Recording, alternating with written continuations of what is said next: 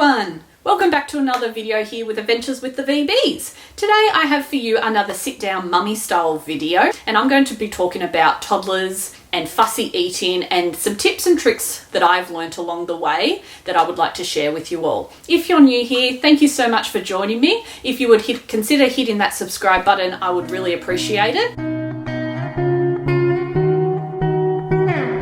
So today when I talk about fussy eating, what I'm really referring to is not the typical toddler behaviour that we see generally. So all kids go through a fussy eating phase. It is just a developmentally normal part of learning and growing up that all toddlers go through. But the fussy eating that I'm referring to is really kind of fussy eating on steroids. So what we're seeing with Finn from the very beginning that we started solids at 4 months of age right through to now currently, it's really not your typical fussy eating style. It's challenges that he has had to overcome due to all the medical things that he's gone through. So a bit of a background is that Finn suffers from severe reflux, and so that in itself has caused starting solids to be really challenging. And it was explained to us in the beginning that because his esophagus was so used to constantly having vomit and fluid come up and regurgitate, that his esophagus and oral area was really oversensitive. And so the occupational therapist and speech pathologist were working with us to really overcome that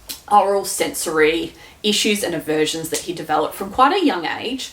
So we started solids at 4 months of age under the complete direction of the pediatrician. It was thought because of his reflux being so bad that the solids would really help. Unfortunately, that wasn't the case, and Finn really from the very beginning would not really take any form of solids. So it really took us a number of months to even start getting some puree into him. At 6 months of age, I started some intense feeding therapy through the speech pathologist, and she was really able to help work with us on a weekly basis and try and progress Finn to eventually taking a bit of food off a spoon and then progress. We were really lucky at around 10 months of age that Finn's reflux really improved significantly on a new medication, and at that point we were really able to make some fantastic progress with regards to solids. It was really unfortunate that around 12 months of age some further food intolerances came into play, and that really made his reflux a lot worse again, and we really saw this, we kind of went a lot backwards with regards to eating solids, and he really started living off formula again. It was discovered earlier this year at around 16 months of age that he had quite enlarged tonsils, so they called them grade 3. So the tonsils were enlarged. They weren't quite touching, but they were very close to it, and it was thought when he had his recurrent tonsillitis that the tonsils actually would be touching. And it was described to us that it was like trying to eat with 2 big marshmallows in the back of your throat, which obviously would be incredibly uncomfortable, and it's no wonder Finn wouldn't really take any form of solids at that point. But we did actually have his tonsils and adenoids removed at 17 months of age. And I am so pleased to report that since having that surgery, and although it was an incredibly rough recovery for the first month, now that we're, 6 weeks down the track, we have seen such a night and day difference with him eating. He's now happy to engage in eating solids, and he's actually now living off solids, and he doesn't take any form of formula. We are so incredibly proud of Finn for where he's come. We're proud of ourselves. We're proud of the whole process. It's taken a lot of hard work, and along the way I've learnt some things that I would love to share with you all as to what's helped. I'm not suggesting that any of these are a quick fix. I'm not suggesting that it's going to replace any form of feeding therapy that you need to do.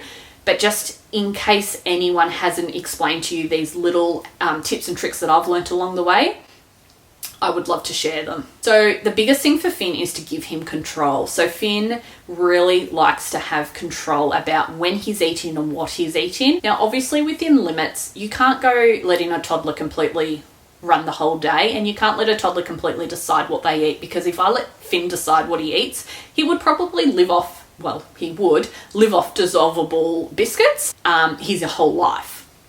But it's about giving him some control about everything and having him feel like he's making all the decisions. So for example, in the morning we always get up, we change his nappy, and then it's always breakfast time. So instead of just getting him up, changing his nappy, putting him in the high chair and presenting him a plate of food, in the morning after we've changed his nappy, I say, Finn, would you like some breakfast now? Are you hungry? And then he'll walk into the kitchen. He'll help me prepare the breakfast, and then I'll say, Finn, would you like to get into your high chair now? And he will be very eager at this point to get into his high chair. And he feels like it's been his idea to go and have breakfast and to get in the high chair, when really that's been the plan all along. The other thing I do is with regards to food choices, I give him 2 choices. So if you were to give a toddler 5 choices, they are going to become very overwhelmed and not know what to pick. So I always limit the choices to 2. So in the morning, I might present him with toast, and I might say, do you want peanut butter or jam? And he will decide what he wants on his toast that day. If I'm giving him some puree, I will give him the choice of 2 packets. Now, I'm very careful with what 2 packets I present. If I've decided that we're having vegetables at that meal, I will present 2 vegetable packets. If I'm happy for him to have fruit, I present 2 fruit packets. So I'm still completely in control as to what he's eating, but he feels like he gets all the control, and at the end of the day, then he's happy to eat it. And so for Finn, the control is a huge thing. I also became aware at about 11 months of age that Finn was definitely a potential to start going down the route of having particular food rituals. And so I did a little bit of research about it, and I spoke to his therapist about it. And it definitely is a thing that if you're not aware of it at the beginning, before you know it, you may end up in a situation where your toddler has preferences and will only eat food out of a particular plate. They might only drink out of a particular cup.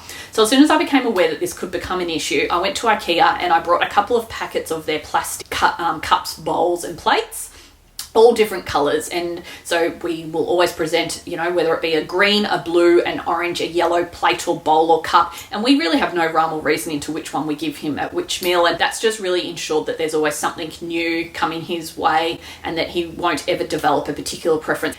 With regards to rituals, it's also really important that we mix up the way that we present the food. So Finn absolutely loves avocado on toast, but it's really important that I don't always present toast with avocado on it, and that I do mix it up and give him peanut butter, jam on toast, that the avocado may come on his toast at breakfast, it may come at lunchtime with his lunch meal, or it may come at dinner as a side with his dinner. So making sure that food is always presented in a slightly different way and not always the particular way that he wants it. And then if one day we were to in the future try and deviate, we're just preventing setting ourselves up for any issues. With regards to preventing rituals, it's also with regards to sort of the location of eating. So obviously the main place that Finn needs to eat his meals is in the high chair at home, but I also need him to be able to eat meals out and about in public high chairs that might be slightly different to his high chair. I do need him to be able to sometimes eat in the pram. He definitely developed a preference at the start of the year for eating at picnics, out of the house and in the park, which was wonderful. It really helped him relax and engage in the meal, but it's also something that I couldn't do for every meal. So although that was his preference at the time, it was still really important that he ate some meals in the high chair. And so we really made sure that we didn't allow all 3 meals every day to be out on a picnic, because again, it's just making sure that we didn't set ourselves up for Finn having a strong preference for these rituals occurring. For Finn, it was really important from the very beginning, from the day that we got the high chair, that it was always a positive place and a positive experience. So in the beginning, we did lots and lots of play in the high chair. He would sit in the high chair and watch me work in the kitchen. He might sit in the high chair during a play session at the kitchen table and help me work on a puzzle or crafts that I was doing. And even to this day, it's been incredibly important that anything that occurs in that high chair is positive. So for example, Finn has always been on a lot of medications, and it's very important that medications never occur in the high chair. Medications and food are 2 very separate things. They can never overlap. During meals, Finn can sometimes get worked up and quite incredibly quickly. And so we will always remove him from the high chair in those situations. We will go and change our activity. We'll go outside, we'll get some fresh air, and then we'll come back to the high chair when everyone's calm and relaxed, and we'll try the meal again. We don't just leave him in the high chair during those times, so that we really limit the time that he's in that high chair quite distressed. We really want it to be a positive thing. With regards to Finn's oral aversions, it's really important that absolutely anything that occurs around the mouth is as positive as it can be. Don't get me wrong, he doesn't always want to take his medications, and then sometimes we do unfortunately have to force them, but we do try really, really hard to set ourselves up to have positive experiences. So we do have a lot of routine in our day with regards to things like brushing teeth and wiping face and taking medication, so that he knows what to expect. So he always knows at the end of a meal, we're going to wipe his face and wash his hands whilst he's in the high chair, and then we go into the bathroom and we do a bit of another wash up under the sink. And he knows that that's going to happen. And in the beginning, he was not happy to let us wipe his face. But through doing it all the time, he knows to expect it, and then he seems to tolerate it a lot better. With regards to his medications, he knows that when I say it's medication time, Finn, could you come and help me? He helps me take out the medications. He helps me with the syringes. He helps me take them in and out the boxes, and he's really involved in the process. And that then helps for him to accept to take the medications. We have a little fun game that we do during it where he spins around between mouthfuls, and we just really try to make it as positive as we can. Brushing his teeth has always been a concern of mine as to when we would be able to start brushing his teeth. So knowing that he has these strong oral aversions, typically kids don't tolerate having their teeth brushed.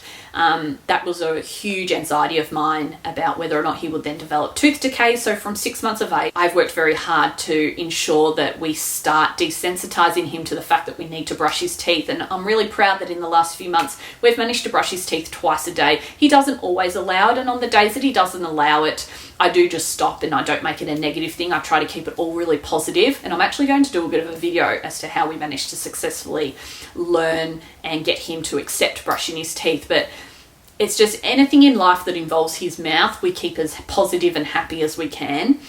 And that just really helps with the whole feeding, anything coming near the mouth being a real positive experience. I think this last step has been the most critical to Finn's journey with eating solids. It's getting him involved as much as we can. So this learning kitchen towel that we purchased a few months ago is been an absolute game changer. So prior to this, I had to hold him in the kitchen when we were preparing food, and that just is something that you can only do for a short period of time. But this tower, Finn gets to climb up it when he's ready. He helps me prepare his food, and then when he's ready, he asks me to go into his high chair, and by that stage he's usually incredibly eager to get in the high chair and start eating. He can sometimes nibble at the food as I'm preparing it. He touches it, he smells it.